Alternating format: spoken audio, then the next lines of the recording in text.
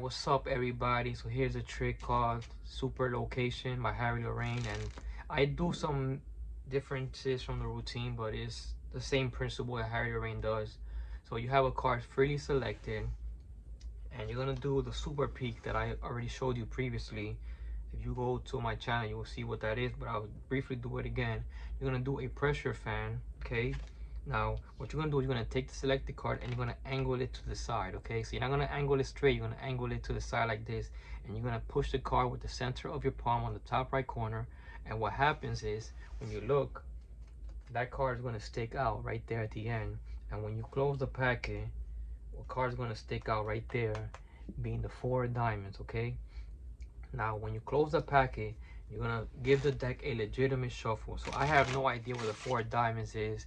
It could be near the top, near the bottom. I really don't know. I even invite the spectator to see the card and they can shuffle them. And because I already know what the card is, I'm already ahead of the game, and so are you.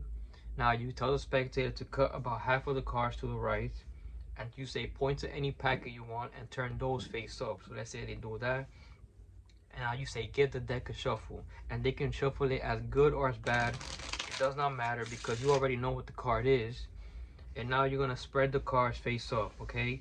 Now what you're gonna do is you're gonna see, do I see the 4 of diamonds here? So you're gonna look and you say, well, your card might be in this pile, and then you're gonna flip the cards over and show them that, look, your card might be over here. Now you see the 4 of diamonds face down. You don't want that. So you simply can just cut the cards in the middle and have the spectator keep shuffling. It doesn't matter because, as I said, you already know what the card is. So you're gonna turn the packet over. Now you're gonna see, okay, where's the 4 of diamonds? I see the 4 of diamonds right here. Okay. Now I can simply just pull that 4 of diamonds and say, look, this is your card. Or I can look at a number between here and use it as a key card. Like, for example, I see a 6 right here. I can count down 6 cards. I see the 6 of clubs. I can count 1, 2, 3, 4, 5, and 6 and say, look, there's your card.